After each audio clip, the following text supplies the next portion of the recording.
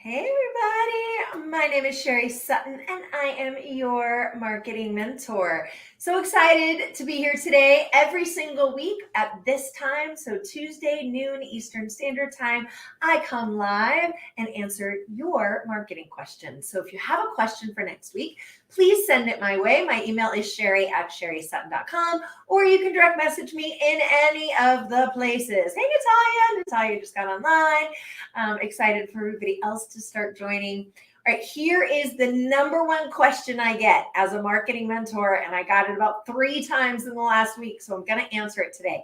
And the question is, what do I do if I hate social media? There's so many people out there who just hate social media. It feels icky to them.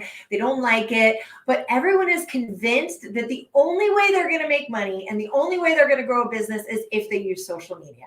And I'm here to tell you that that is absolutely, positively not true.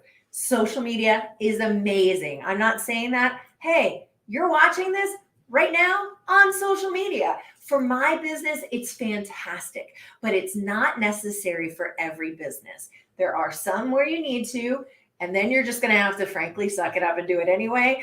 But there are a lot of businesses where you can do other things besides just social media in order to grow your business. And if you are like, I absolutely positively hate social media, you can 110% have an amazing business without ever opening Instagram or any other social media. So I want to put your mind at ease. So many people get paralyzed because they hate social media and they go, I can't market my business. I'm never going to succeed. I don't know what to do. And they freak out and they don't do anything. So I'm here to tell you there's lots of other things to do.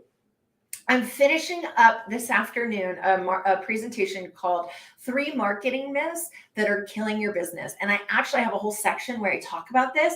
And I actually go through all of the different types of things that you can do in your business to drive new leads in. So I'm going to give you a couple examples right now because you're already watching, but I encourage you to watch the rest of that presentation.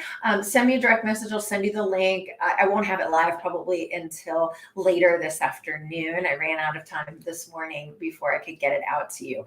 But here's a couple examples. So social media, Facebook has been around since 2004. So before there was like MySpace, and there were some other sort of social platforms, but really Facebook was the one that came and made the biggest difference from a social media perspective. They've been around since 2004. So if I'm doing my math right, that's 18 years. And that's a long time, and that's fantastic.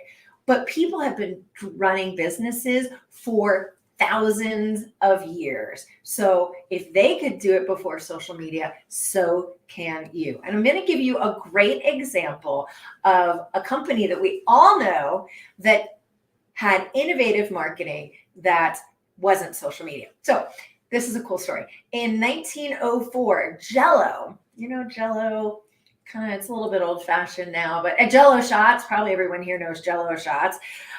So Jell-O in 1904 was on the brink of bankruptcy. There was something around like the owner had sold the formula to someone. Anyway, things weren't going well for Jell-O. And they were like, all right, what do I do? What do we do? We need to do something innovative. We don't have a lot of money, right? What can we do? So what they did was they created a recipe book of things that you could make with Jell-O. They made copies of it and they went door to door sales. And they handed them out to everyone that they could get them in the hands of.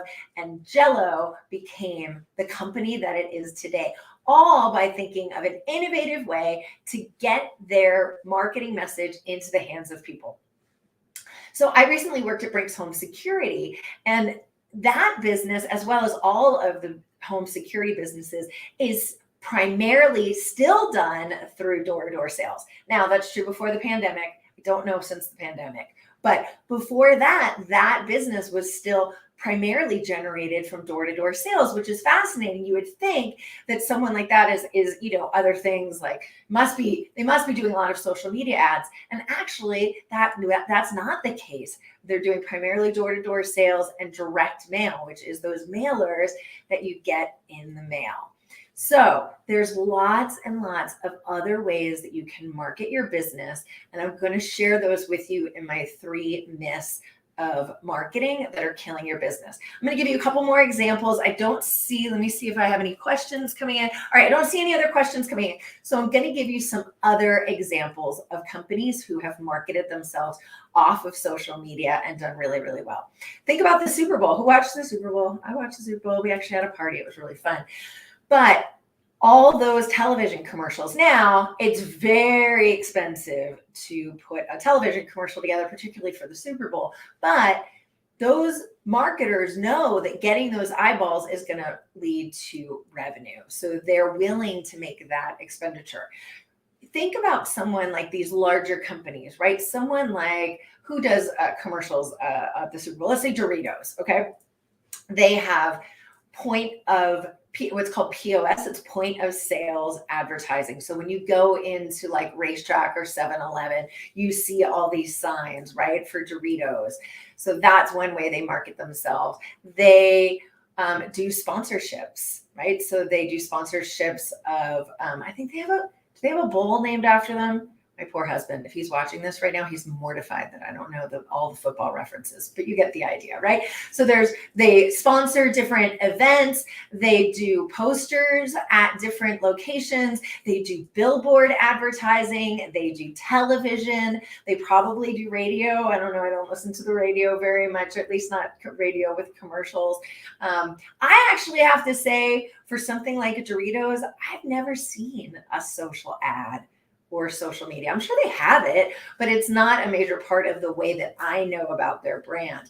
So there's lots of other ways to get out there. Another great example is political campaigns. Yes, they do a lot on social media. And I know social media got a little bit of a bad name during maybe not our last election, but certainly the one before that, for becoming very politicized. And so there is a lot, obviously, that happens on social media around politics, but they're doing a lot of other things as well. So they're doing what's called public relations, where they're writing press releases. They're getting written up in magazines, newspapers, whether online or in person, or print rather. They are going on television, right? So they're trying to make sure that they're getting seen on all of the different TV broadcasts, whether it's the news channels or whatever. They're doing television commercials. They're doing radio. They're doing direct mail to your homes. They're doing text messages. They're doing, let's see, I'm trying to think of other things that they're doing. But the point is, they're doing events, right? They're doing rallies. There are so many different ways that you can market your business. So those are 2 examples of very large businesses. Let's think of somebody who is a small business owner. So I'm thinking about, let's say, someone who is a jewelry designer. Okay, so they have a couple different options of things that they can do in order to sell their business. Let's say they just hate social media. Like, I hate social media. I'm not doing social media. I just don't want to do it. Okay, what are some of the other things that they could do? First off, it depends on their audience, right? How does their audience like to buy? Where do they go? If their audience mostly buys on social media, they may have to think about still doing social media, but let's say they don't. There's lots of other things that they could do. So they could do sponsorships of other, let's say someone who is a local musician and they want to do a sponsorship with their local musician. They give them free jewelry and they say, hey, can you make sure that you talk about me in all of the things that you're doing? They could do, and then let's say at those concerts, they have a table at the back of the room where they sell their jewelry. Those are all great ways to build your business. They could sign up for farmers markets. They could sign up for like art shows or different types of things. They could decide to do something really different and maybe get like a vintage Shasta trailer. I had one and made a few years ago. It was so fun. And, do something really unique like that, and then have their name on the side of it. And every time they're driving around, they're marketing their business, right? And so they're driving people hopefully to their website. They bring their vintage Shasta to a lot of different events, and that's how they market their business. You see people like, I saw someone the other day with their car wrapped, right? That's a great way to market your business. There are so many different things that we can do. And don't discount networking. I have to admit, when I first started in this business in particular, I was a little like, I don't know about networking. It feels a little old fashioned. We'll do it online, right? But it has become truly the largest lead generator for me. Now, it doesn't have to only be in person, because I know a lot of us are still a little nervous about being in person, or our areas aren't open to those types of events yet. But you can do a lot of those online. Most of my networking meetings are actually done now on Zoom. So networking is incredibly important as well. So that's just a couple ideas, throwing around some options for you. If you hate social media, I promise you, you can still build your business. Don't get stuck in analysis paralysis. What you do need is a really strong marketing plan to figure out, who am I talking to? Where do I find those people? And how do I make sure that I'm the one they're going to pick when I show up in those places where my potential clients are? So if you need a marketing plan, give me a holler. I have this incredible program. It's called Marketing Made Simple. And you and I will sit down together for 4 to 6 hours, and we'll actually hash out every single aspect of your marketing plan designed specifically for you. I do not offer this as a course. And the reason why is I believe that the conversation between the two of us and figuring out exactly what you need and really peeling back the layers of that onion is incredibly important to do. And every single client I meet with, it radically changes their business. I've had a number of clients go through this. They've all done really, really well. I have a number of them who have actually tripled their revenue within a couple of months. So it's a great, great program. I highly encourage you to join it. So what we do is we meet together for that 4 to 6 hour time period. We put together a really strong marketing plan for you.